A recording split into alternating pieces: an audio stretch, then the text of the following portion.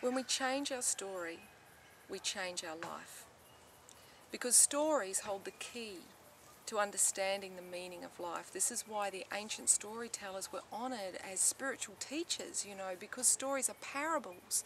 And if we grow up being given these wise parables as soul food, we become wise in our choices and we create a very conscious society.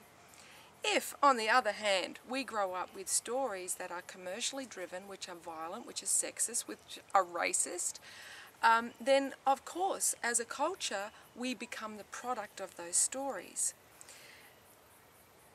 The stories that we have grown up with, so, you know, the Greek and Roman myths, the fairy tales, the Aesop's fables, the legends, these are very powerful stories, but these are not the original stories. These have been altered according to the cultural climate of the day. We have experienced 6,000 years of patriarchy. Before that we had 6,000 years of matriarchy. Neither was balanced. Now is the time for balance. So to do that we must reclaim the true stories so that we have our role models anchored in our subconscious, because every story that you have ever heard is sitting in your subconscious. So it's unconsciously influencing every choice you make. Let me give you an example. Pandora. Even if you weren't, you know, a scholar of Greek myth, everybody knows the story of Pandora. Pandora was the young girl who was said to open the jar that unleashed evil and suffering in the earth. Eve is another version of her, okay, who is blamed with all the suffering of the world. Now originally the name Pandora meant she who bears all the cornucopia and abundance of gifts from the earth. This is how she was acknowledged during the matriarchy, when the feminine was the only honoured version of the divine. And this was simply because they hadn't figured out men had anything to do with procreation. So you'll see all of these amazing amulets that have been dug up of the mother goddess. Well, understandably, we swung to the other polarity and it was only the male god that was honoured.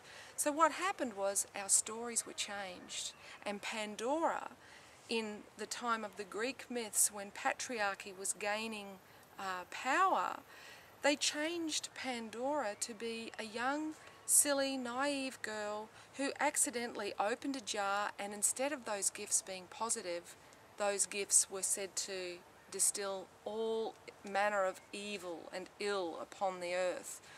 Now, it's interesting to note those gifts were placed in the jar by the Olympic gods.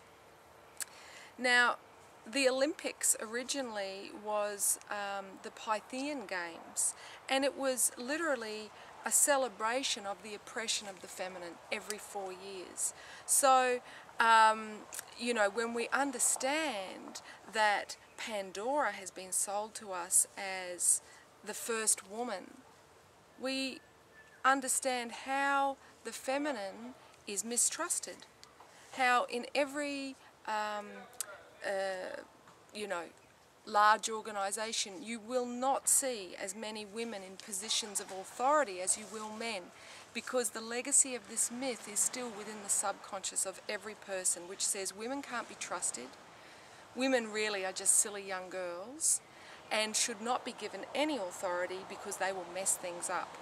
So I invite you to read the original myths, to reclaim your power by reclaiming the original role models, so that we can fully step into our potential and create a balanced humanity which honours the strengths of both the masculine and the feminine.